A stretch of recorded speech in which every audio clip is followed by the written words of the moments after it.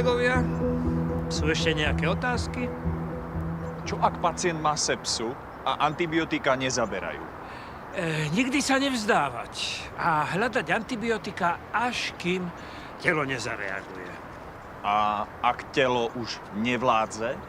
No, tak v tom prípade je asi najlepšie zavolať rodinu pacienta. Neviete si predstaviť, aké je dôležité, keď sú prítomní tí najbližší. Pacient sa necíti byť sám a tomu dáva silu bojovať s ochorením. Zachránilo to už mnoho životov. Čiže, kolegovia, kamaráti, rodina, to je ten najlepší liek. Ja som vedel, že sa cíti byť sám. Ďalšia prednáška je o 3:00. Dám vám túto knihu.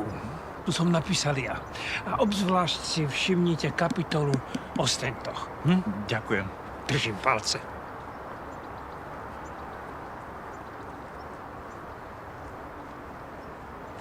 On je normálny, alebo mu šibe?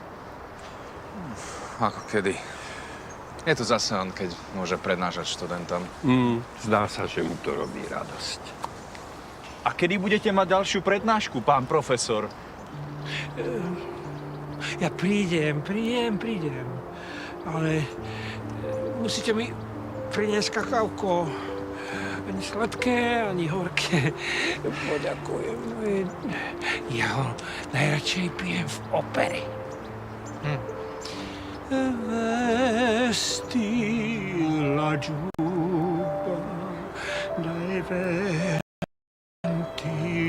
del cuore, manaccio.